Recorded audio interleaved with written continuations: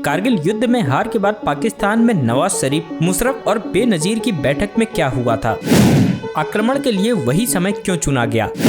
हार के बाद कैसा था पाकिस्तान के लीडरों में गुस्सा? नमस्कार दोस्तों, मैं रत्न सिंह और आप सभी का ट्रिगर पॉलिटिक्स में स्वागत है। साल 1999 पाकिस्तान के संयुक्त मुख्यालय में राष्ट्रीय सुरक्षा बैठक हो रही थी। प्रधानमंत्री नवाज शरीफ का चेहरा एकदम अवाक था, वो कुछ भी बोल पाने की स्थिति में नहीं थे। वहां पूर्व पीएम बेनजीर भुट्टो भी मौजूद थी। मुख्यालय में नवाज के साथ जनरल मुशर्रफ और नौसेना प्रमुख एडमिरल फसीह बुखारी के साथ गंभीर बहस हुई। फसीह बुखारी ने बहस के अंत में जनरल मुशर्रफ के खिलाफ कोर्ट मार्शल का आह्वान कर दिया, लेकिन इसकी वजह क्या थी और भारत का इससे क्या नाता था? दरअसल भारत और पाकिस्तान के बीच 1999 में कश्मीर के कारगिल शहर के पास संघर्ष हुआ। ये संघर्ष 1959 के चीन सोवियत युद्ध के बाद से दो परमाणु शक्ति संपन्न देशों के बीच पहला सैन्य संघर्ष था। ये जंग 1999 में भारतीय क्षेत्र में पाकिस्तानी सैनिकों और आतंकवादियों की घुसपैठ की वजह से हुई थी।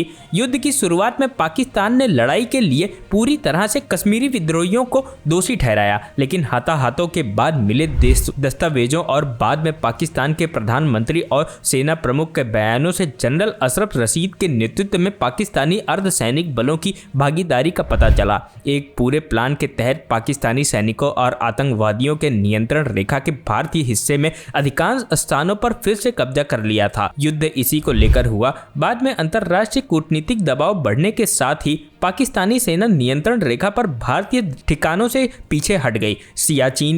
सियाचिन में घुसपैठ पाकिस्तान का टॉप सीक्रेट था। इसमें पाकिस्तान की सेना के टॉप कमांडर शामिल थे। पाकिस्तान को ये लग रहा था कि इस घुसपैठ से पाकिस्तान भारतीय सरकार को कश्मीर देने की बात मनवा लेगी। पाकिस्तान ने हमले के लिए जो समय चुना था वो अपने आप में सवालों के घेरे में है। पाकिस्तानी सेना को लगा कि भारत को इस समय हमले की उम्मीद नहीं होगी। इसी समय पाकिस्तानी सेना की इच्छा के विरुद्ध दोनों देशों के राजनीतिक नेतृत्व के बीच राजनीतिक वार्ता चल रही थी। पाक की सेना में ये गुस्सा था कि इस बातचीत में पाकिस्तान की ओर से कश्मीर मुद्दे पर ज्यादा ध्यान क्यों नहीं दिया गया। पाकिस्तानी सेना हमेशा से कश्मीर को हड़पना चाहती है। ये आक्रमण भी कश्मीर को फिर से हासिल करने की एक कोशिश थी। सेना के एक शीर्ष सूत्र के मुताबिक कारगिल ऑपरेशन की योजना महीनों पहले बनाई गई थी और एक टॉप सीक्रेट रखा गया था। पाकिस्तानी सेना प्रमुख chief of general staff director general military operation GOC 10 core और GOC force commander northern area को इस ऑपरेशन के बारे में जानकारी थी।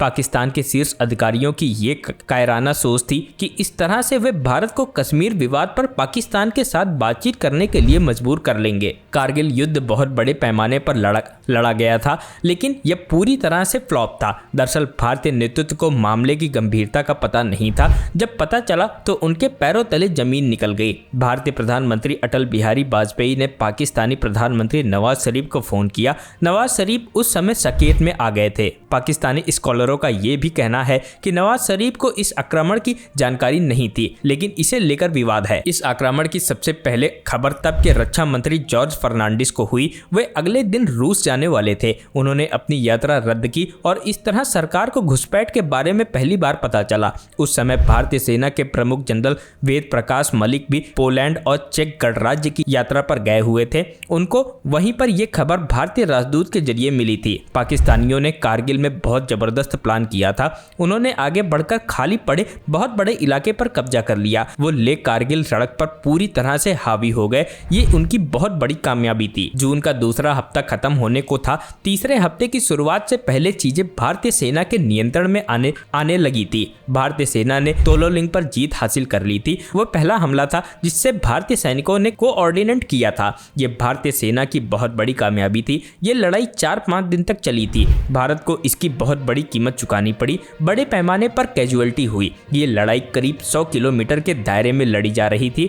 यहाँ पर करीब 1700 पाकिस्तानी सैनिक भारतीय सीमा के करीब 8 या 9 किलोमीटर अंदर घुस आए थे। इस पूरे ऑपरेशन में भारत के 527 सैनिक मारे गए और 1363 जवान आहत हुए। कारगिल में पहाड़ों पर बैठे एक पाकिस्तानी फौजी पर भारत की तरफ से कम 27 सैनिक चाहिए थे। भारत ने पहले उन्हें हटाने के लिए पूरी डिवीजन लगाई और फिर अतिरिक्त बटालियंस को बहुत कम नोटिस पर इस अभियान में झोंका गया। इस जंग में भारत ने अपनी वायुसेना को शामिल किया। वायुसेना की कार्रवाई मुजाहिदीन के ठिकानों तक ही सीमित नहीं रही, उन्होंने सीमा पार कर पाकिस्तानी सेना के ठिकानों पर भी बम गिराने शुरू कर दिए। इस हमले में पाकिस्तानी जमीन पर भारत का एक हेलीकॉप्टर और 2 जेट विमान मार गिराया गया, लेकिन भारतीय आर्मी के हमले इतने सटीक थे कि उन्होंने पाकिस्तानी चौकियों को पूरी तरह से नस्तोनाबूद बना दिया। पाकिस्तानी सैनिक बिना किसी रसद के लड़ रहे थे। कारगिल लड़ाई में कमांडर रहे लेफ्टिनेंट जनरल मोहिंदर पुरी ने एक इंटरव्यू में कहा था कि कारगिल में वायुसेना की सबसे बड़ी भूमिका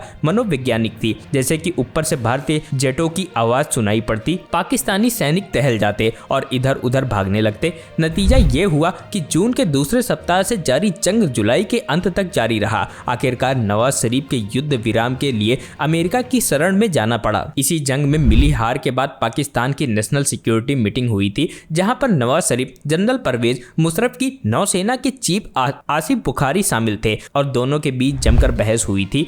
बेनजीर भुट्टो उस वक्त पाकिस्तान में विपक्ष की नेता थी। उन्होंने पाकिस्तान की संसद में कारगिल युद्ध को सबसे बड़ी गलती करार दिया। पाक की इंटर सर्विसेज इंटेलिजेंस ने भी कारगिल युद्ध को समय की बर्बादी करार दिया। उनका कहना था कि इस जंग से कश्मीर मुद्दे पर कोई भी फायदा नहीं होने वाला था। मशहूर रिसर्च और पत्रकार प्रवीण स्वामी ने एक रिसर्च पेपर में इस युद्ध में कुछ महत्वपूर्ण और निराशाजनक फैक्ट का जिक्र किया है। इस पेपर में यह समझाया गया है कि इस जंग से क्या सीखने की जरूरत है। उन्होंने इस युद्ध को एक महत्वपूर्ण चेतावनी बताया है। उन्होंने एक सवाल खड़ा किया कि क्या यह भारत की खुफिया और सैन्य विफलताओं की निशानी नहीं है? आखिर कैसे पाकिस्तान लगभग 1000 वर्ग किलोमीटर भारतीय क्षेत्र पर कब्जा करने में कामयाब हुआ और इसकी भनक तक नहीं लगी। उनके मुताबिक इस जंग में भारत की जीत का सारा श्रेय केवल सशस्त्र बलों के जवानों को जाता है, जिन्होंने भारी बाधाओं के बावजूद बहादुरी से जंग लड़ी। उन्होंने ये भी लिखा है कि वीके कृष्ण मेनन ने 7 नवंबर 1962 को भारत चीन युद्ध के बाद रक्षा मंत्री के पद से इस्तीफा दे दिया था। कारगिल युद्ध पर लेखक एजाज अहमद ने लिखा था, हम जिस पाकिस्तान से निपट रहे हैं वो पूरी तरह से कुछ इलाकों में इस्लाम को पुनर्जीवित करना चाहता है, जिसे पश्चिम एशियाई देश आकर्षित कर रहे हैं। पाकिस्तानी राज्य और अपने विशेषाधिकार प्राप्त वर्गों को अपने आत्मविश्वास में लेने की कोशिश में है, जो हमेशा जारी रहेगा। पाकिस्तान अपनी रूढ़िवादी विचारधारा को कभी बदल नहीं सकता। ब्यूरो रिपोर्ट, रिगर पॉलिटिक्स।